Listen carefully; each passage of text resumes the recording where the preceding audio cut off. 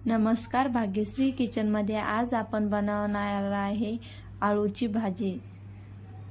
आळूचे पानं स्वच्छ पाण्याने धुवून घेऊ। त्याचे बारीक काप करून घेऊ।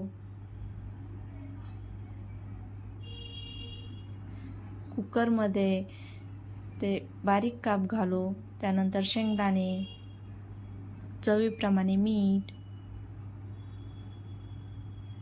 पाणी, गॅसवर ठेवून कुकरच्या 2 ते 3 शिट्ट्या काढू। भाजीसाठी लागणारं साहित्य: कुकरच्या शिट्ट्या झालेल्या आहे, ते एका भांड्यात काढून घेऊ। त्याला मस्त हटवून घेऊ।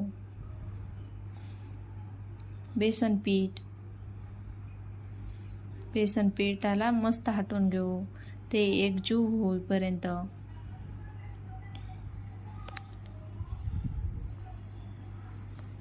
त्यानंतर गॅसवर कढई तापायला ठेवू। तेल घालू, मोहरी, जिरे,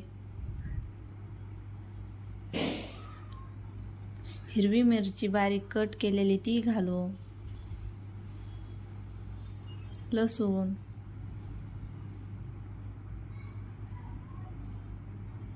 लाल तिखट,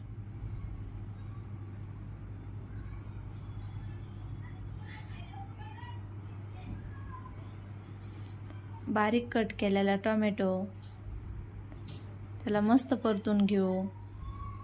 त्यानंतर आपण आळूचे पानाची भाजी शिजून घेतलेली आहे ती घालू, त्याला एकजीव करून घेऊ।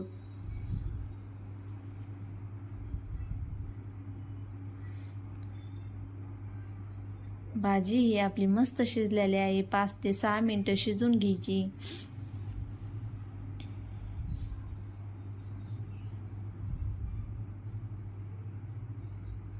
तुम्ही बघू शकता आपली भाजी मस्त शिजलेली आहे।